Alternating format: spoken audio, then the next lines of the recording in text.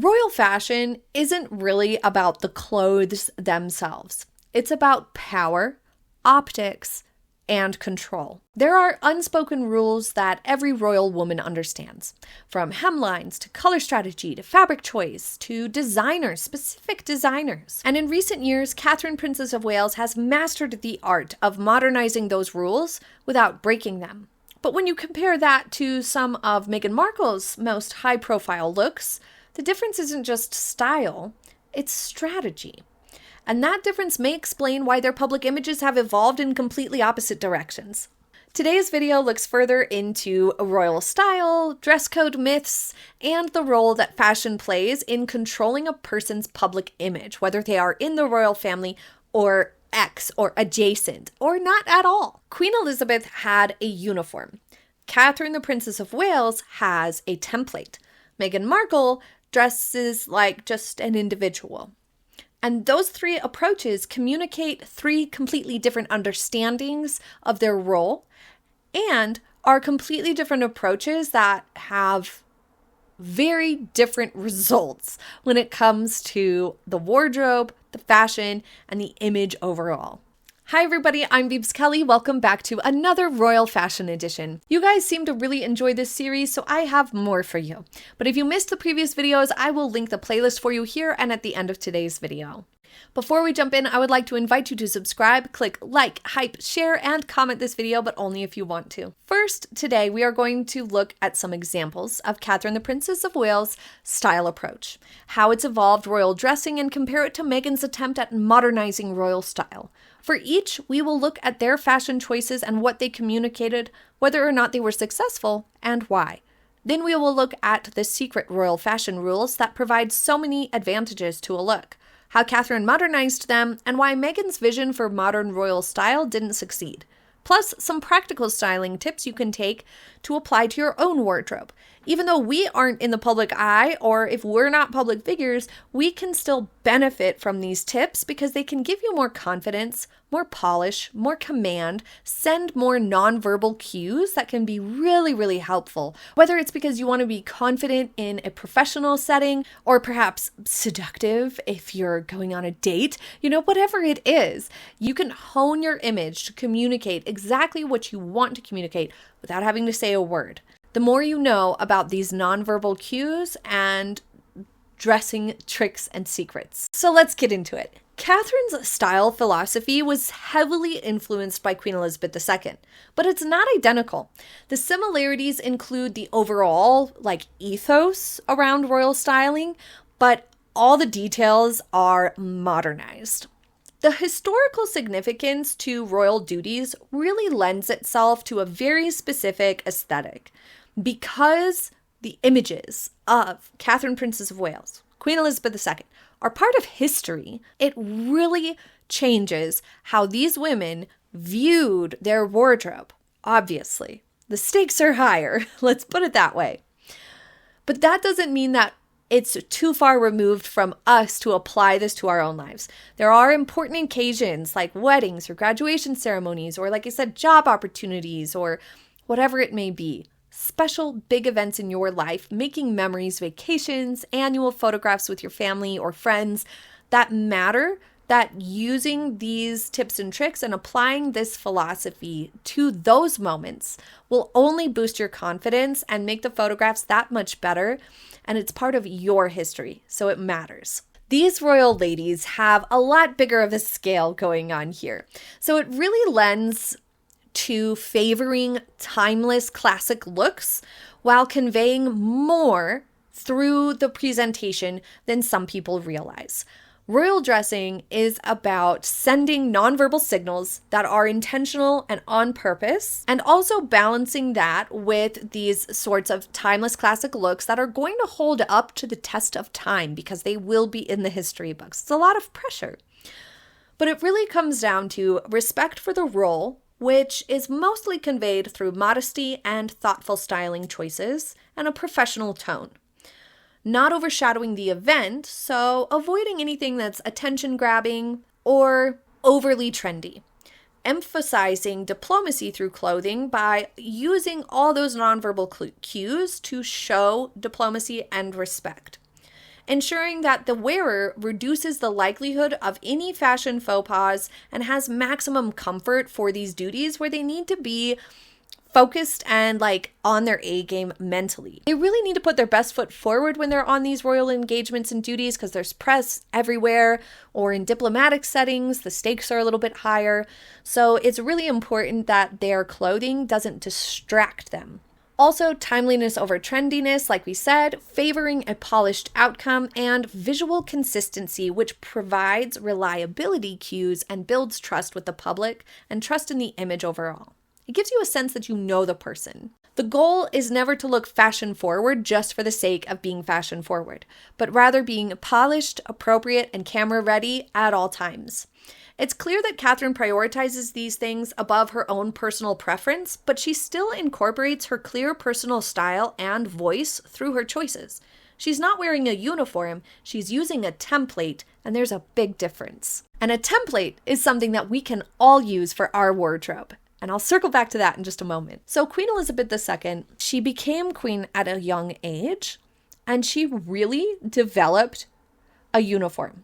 And it was hugely transformative to the PR of Queen Elizabeth.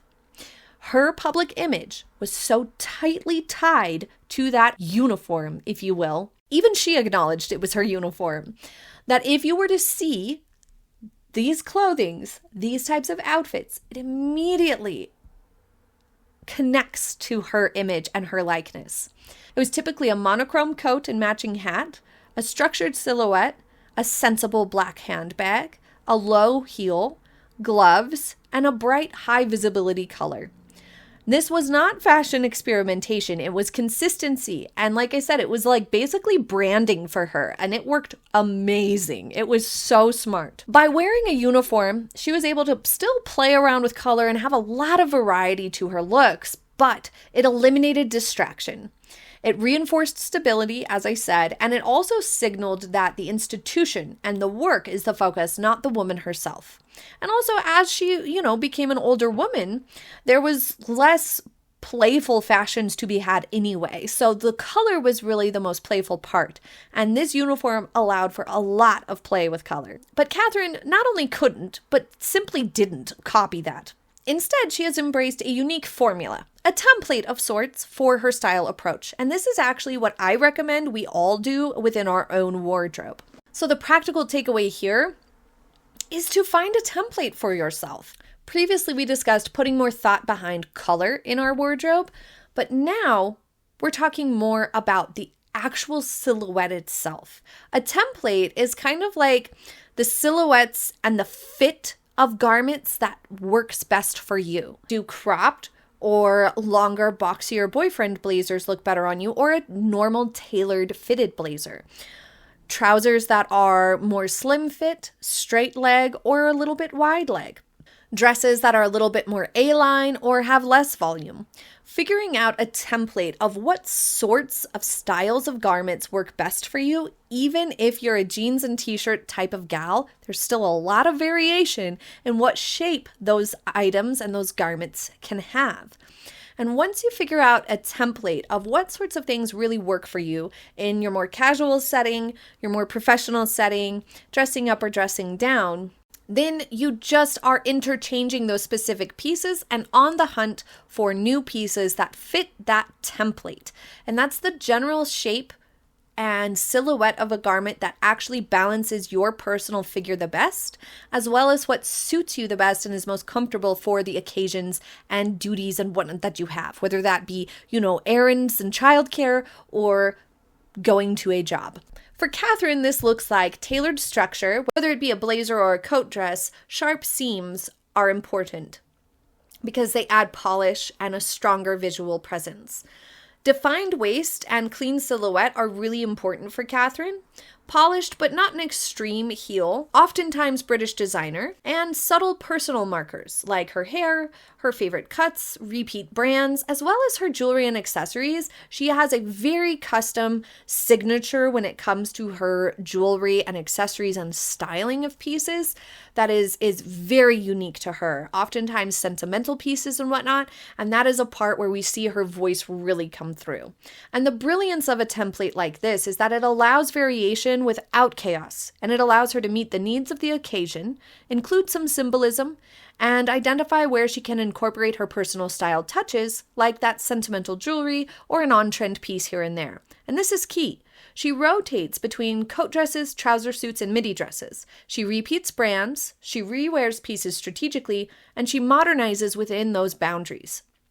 Her template respects the role first and brings in personal taste as a secondary consideration, but it definitely still leaves room for her personality to come through with her clothing choices. Meghan, on the other hand, often dressed with personal aesthetic first. That was the top priority. She did a lot of minimalist neutrals, she prefers designer brands, and relaxed silhouettes. And the institutional expectations or the demands of the occasion itself appeared secondary or even less than, like just not prioritized or thought of at all. What this really means for Meghan is that her heavy use of beige and neutrals were definitely a less high visibility strategy, which we talked about in the last episode on color. But also the more fluid silhouettes, unfortunately, oftentimes resulted in a messier and more wrinkly finish that didn't look as polished. She was a lot less consistent with tailoring, which left a lot of room for garments to appear ill-fitting, which looks amateur and unprofessional. The relatively frequent disregard for hosiery, for example, or formality traditions also took away from her role, from the value of her position. There were also fewer visible nods to institution-first dressing, which undermined the diplomacy angle and made it look like her priorities were out of whack, because ultimately the public views the monarchy as delivering value and as a life of service, which was something that Queen Elizabeth II really drove home, and King Charles has followed suit, and Prince William and Catherine are also following suit. I would argue, all the senior royals that are working today, Edward and Sophie, the Duke and Duchess of Edinburgh, and Princess Anne, are also very consistently prioritizing service. And when your clothing looks like it's just for you, it communicates something else entirely. The difference isn't that one woman likes neutrals and the other likes color. It's that one appears to dress for the role and the other dressed for herself inside the role. It sends a very different message, one of service and respect for the role versus one of self-service and prioritizing personal image above all else. It really makes it impossible for observers to ignore the perceived lack of thought and care behind Meghan's styling, back when she was with the royal family especially, but now still today, because she is still clinging on to her title and still trying to convey that she is like a philanthropist or whatever. So this still matters in her current wardrobe choices now. So now that we understand the difference between uniform and template and preference, each specific outfit tells a much bigger story. It explains why certain Catherine looks strengthened her image, while certain Meghan looks became controversial, and how subtle styling decisions can either reinforce or destabilize public perception. Meghan has never really settled into a template of her own or like a really identifiable style approach, and she still hasn't now. Her fashion identity really isn't clear beyond messy, ill-fitting, and all of the fashion mistakes. Whereas Catherine has established a clear fashion identity. Her style is well defined, and this really matters when it comes to public image, but it also primes the public to pay attention to messages you're trying to convey through your outfits. If anything, it's a missed opportunity for Meghan. So let's take a little bit of a closer look at some of the unofficial royal dress code. While not a strict set of rules, there are some conventions and standards that have been consistently observed or even confirmed by some royal sources as guidelines. Let's take a look at hats and fascinators. For daytime events before 6 p.m., hats or fascinators are customary at formal daytime events, and for royal women, it is always a hat. especially at royal garden parties, Trooping the Color, or weddings. And hats were notoriously difficult for Meghan Markle to get right. Her most infamous was certainly the Sandringham Christmas hat. So as you can see, even just taking hats as an example, a single item from an outfit, Meghan never really found a style that she settled into that suited her. Whereas Catherine definitely has a few key hat styles and silhouettes that she favors, and they suit her really well, and she knows the position to wear each style to flatter her best, and the right hairstyle to pair with them. Meghan's efforts were less successful, and she rarely repeated styles. The same can be applied to handbags, for example. Meghan was seen with huge oversized bags that looked like briefcases and therefore seemed silly and out of place, varying sizes all the way down to small clutches. It's not just a lack of consistency, it's selecting items that don't really make sense that is the problem. The practical takeaway here is to find one style that suits you well and stick to variations of that first as you build your confidence. Then branch out. This works for hats and bags, shoes and outfit silhouettes. Once you find your signature silhouette that really flatters your figure, you can rely on that for a styling approach, just like a template, until you're ready to branch out and try something new. I'll be back with another episode in our Royal Fashion Edition series soon, so be sure to subscribe so you do not miss it. And remember, if you want more fashion editions, including red carpet fashion editions, head over to the second channel. Thank you for joining me. I hope you have a happy day ahead, and I'll see you next time. Bye!